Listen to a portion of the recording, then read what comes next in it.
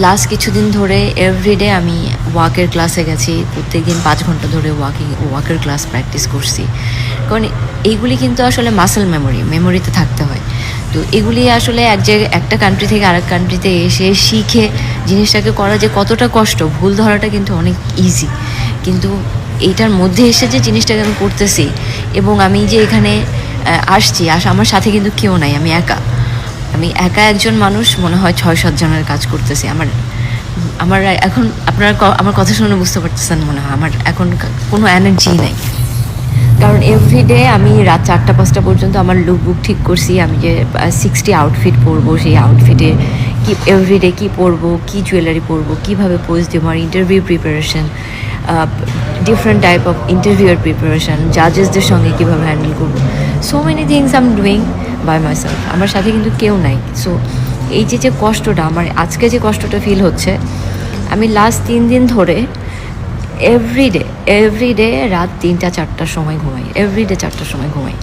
4টার সময় ঘুমাই কেন? কারণ আমি সারাদিন ধরে ওয়াকের ক্লাস করে সব কিছু করে ইন্টারভিউর ক্লাস করে আমি বাসায় হোটেলে আসি।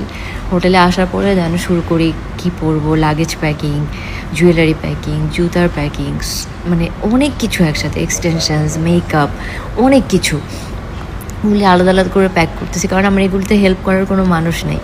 এই যে আমি কাজ করতেছি, এক একজন কন্টেস্টেন্ট যারা ভালো দেশ থেকে আসতেছে, প্রত্যেকের সাথে 6-7 করে টিম মেম্বার্স থাকে, যারা কন্টিনিউয়াসলি ওদের মেকআপ করতেছে, হেয়ার করতেছে, সব কিছু গোছায় দিচ্ছে, লাইক এভরিথিং, সব কিছু রেডি, ক্যামেরা, ভিডিও, সব কিছুর জন্য রেডি।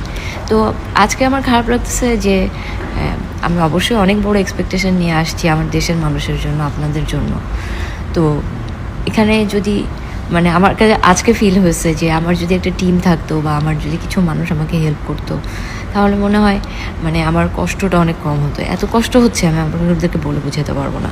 আমি এখন আজকে সারাদিন আমার লুকবুকের শ্যুট করছি, শ্যুট করে এসে সকাল 8টার সময় গেছি। সকাল 8টার সময় 40টা কাপড় প্যাক করে নিয়ে গেছি, ওটার সাথে জুতা, জুয়েলারি, এগুলির আজকে সারাদিন ধরে শ্যুট করছি।